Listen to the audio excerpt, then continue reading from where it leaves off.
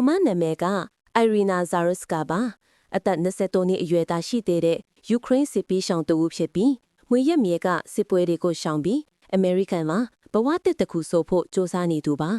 ဩဂုတ်လ22ရက်နေ့မှာမြောက်ကာရိုလိုင်းနာပြည်နယ်ရှာလော့မြို့ရဲ့ဘတ်စပေါ်မှာခရီးသွားနေရင်လုံးဝမမျှော်လင့်ထားတဲ့အကြမ်းဖက်မှုတစ်ခုကြောင့်သူမရဲ့အသက်ကိုဆုံးရှုံးခဲ့ရပါတယ်။သူမနဲ့တိုက်ခိုက်ခဲ့သူဟာတခါမှမဆုံးဖူးခဲ့ပါဘူးတဲ့။သူမရဲ့ဇလံကဒီမာတင်အဆုံးသတ်သွားပေမဲ့ဒီကြီးကွဲဖွယ်တဲ့ရင်ဟာတနိုင်ငံလုံးကိုလင်းပြန်စွာပြန့်နှံ့သွားပြီးလူတို့ကြားမှာဒေါသနဲ့ဝမ်းနည်းကြေကွဲမှုတွေဖြစ်ပေါ်လာခဲ့ပါတယ်။အခုဆိုရင် Elon Musk, Johan McCabe နဲ့ Andrew Tate အပါအဝင်ထိပ်တန်းနည်းပညာခေါင်းဆောင်တွေနဲ့တခြားထောက်ပံ့သူတွေကပါအိုင်ရီနာရဲ့ပုံတူပန်းချီကားရီကိုအမေရိကန်နိုင်ငံတော်ဝင်မြို့အိမ်နှံအပြားမှာရေးဆွဲဖို့အတွက်ဒေါ်လာ3ပေါင်းများစွာကိုကတိပြုထောက်ပံ့ခါပါတယ်။စီစဉ်သူတွေကသူမအသက်ခံရမှုကနေဖြစ်ပေါ်လာရဲ့အရေးကြီးတဲ့ဆွေးနွေးမှုတွေဟာရေရှည်တည်တံ့ပြီးလိုအပ်တဲ့ပြောင်းလဲမှုတွေကိုတွန်းအားပေးနိုင်ဖို့ပါလို့ဆိုပါတယ်။အမှုပညာရှင်တထန့်ကျော်ဟာတနိုင်ငံလုံးရဲ့နိုင်ငံတွေပေါ်မှာသူမရဲ့မျက်နှာကိုရေးဆွဲပါကြမှာဖြစ်ပါတယ်။တို့ပေမဲ့ဒီလှရှားမှုရဲ့ပဟိုမှာလှရှားမှုတစ်ခု